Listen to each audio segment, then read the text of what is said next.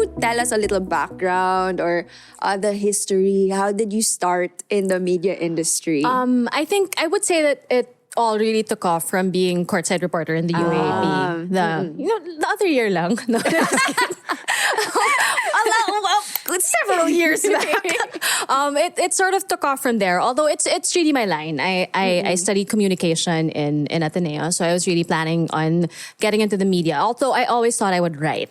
I was in high school. I was writing already for glossy magazines, and I always thought I would write. But I got into broadcasting, which is okay because I also have a theater background and all these other performance. Yeah, I have a performance background. So I guess it's sort of a marriage of my being interested in communicating and being a performer of some sorts. Although I don't play any instrument, and I was never part of the No, so is that why you were also asking like because Lia and I have the same major, diba? Com kami. Com. Yeah, but she was asking like nung time ko ba meron ng mga tracks. So parang yung sa inyo, you didn't have to like go through parang mga journalism.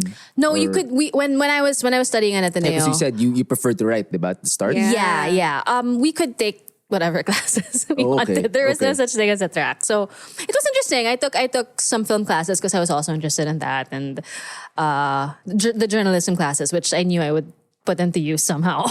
Ang galing. Parang nag-merge yung interests In a way, mo. yes. In a way. So everything sort of took off from there, and one thing led to another, and I'm still in the media industry now, although the pandemic sort of disrupted it. But you know, I mean, that's where everything started. Cool. So what about this industry? It is very male dominated, right? So how is it being in that kind of setting? Merong bang super challenges dyan? Ganon. I wouldn't say so much that it's one of those industries that's completely dominated by males. Especially here in the Philippines, there are a lot of women bosses, a lot of women anchors. But of course, the Philippines is actually an exception to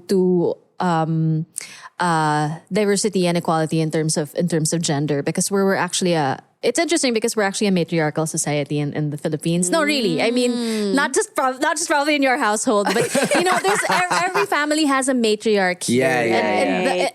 Actually, it's true. It's our culture. And I was at a women's. I was hosting a women's forum once, and an actual sociologist here, mentioned it in the forum that the Philippines is actually a matriarchal society. So I guess I'm coming from a perspective where I work in the Philippines, so I can say that. But in other countries, I'm sure it's also male dominated, and I would say the culture is very macho.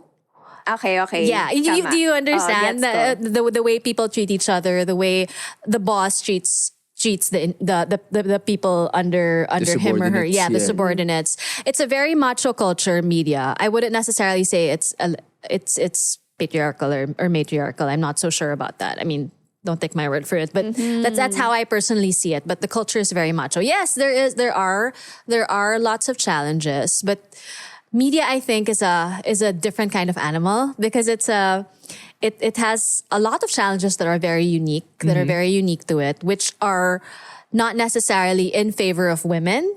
Is there a particular challenge you encounter? Well, women in media are objectified, obviously. I mean, because you're on TV, you're in the spotlight. So I mean, it's a reflex, I guess, of people to objectify whoever's there on the screen. So you're objectified. It's not exactly something that you enjoy or that you want that you want to experience. So that's a particular challenge, how to get past that and how to deal with that. I mean, you can be objectified because you're on screen. It could be like the audience who's doing it, or maybe even people you work with who are doing it, because that's how they treat objects. That's a challenge. That's a challenge. But I think that's a well-known challenge of people in media everywhere. Experience mo ba yun? I mean, I suppose, right? Even like on TV, it could be through your social media even. Yes, yeah. Right? So it happens everywhere, I think. So how do you guys deal with it? I think nag-space out ako ng content. How to deal with it? I think the one way that people deal with it, I think the the route that is usually chosen is to say, ganun talaga yun eh. Right. Things are like that. But it's not necessarily the only choice. I mean, That's true. we're living in a world that is post Me Too. So there are ways of dealing with those things now. But I mean, years ago, prior to the Me Too movement, prior to people being more outspoken about these things, you would just shrug your shoulders and then go your merry way and be like, ganun talaga yun. So I just won't make it pansin. Let's just not make it a bigger issue, or wag mo na ng patulan, or just wag mo nang kausapin, wag mo nang pansinin. But I think times are different now. Things are changing. So there's a way of dealing it now, which involves standing up for yourself. I mean, you have to do it the right way. You can't, of course, you don't want to make enemies. I don't want to say that. It's the truth. Nagtatagalog. Do you even know what that means? Yan pala yung pinag-uusapan nila. Or did you see that online and you copied it? Of course, I saw it online. But yeah, diba? Parang what Lia is saying makes total sense. Dapat may segment kayo, like Bea's Tagalog word. No, dude. Don't give them ideas. No. Like, you know, I heard that both of you guys are actually from Poveda. So it's probably like one of the best. Could we change the questions to Tagalog? Sagutin ko. Kaya ko na ngayon eh. Nag-news na ako in Tagalog eh. Wow.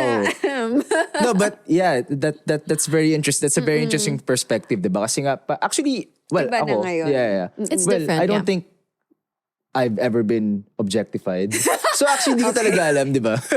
Pero yun, yung parang, sige, pabayaan mo na lang yun, yung ganun. It's default. It's very common. Yeah. I think it's something that that women even who are not from the media, I think every woman has experienced being objectified, whether it's in a positive light or a negative light. In work settings, I know for a fact, because like I've encountered, not because of any personal experience, but like yung the cases I go through, lots of like harassment for women in workplaces. Yeah. Anyway, speaking of workplaces, diba? So how is it? Why do you think it's important for women to be represented in maybe male-dominated lines of work, or even if it's not, right? If it's macho, diba? Parang sinabi mong description. Why not? I mean, there's no reason not to nowadays. I mean, you can probably come up with many different reasons, like years ago, why something shouldn't have happened. But there's no reason to not have a woman in a certain job or a certain industry or a certain field. There's no reason to not have a woman. Amen, sister. Yeah, it's just, it doesn't make any sense logically. Yes. There is actually a community called Madiscarte Moms where women support other women. Learn how to grow, start, and manage your online home business. Join Madiscarte Moms PH on Facebook and subscribe to Madiscarte Moms PH on YouTube. Hi, I'm Lia Cruz. If you like this video, don't forget to subscribe to the PLDT Home YouTube channel.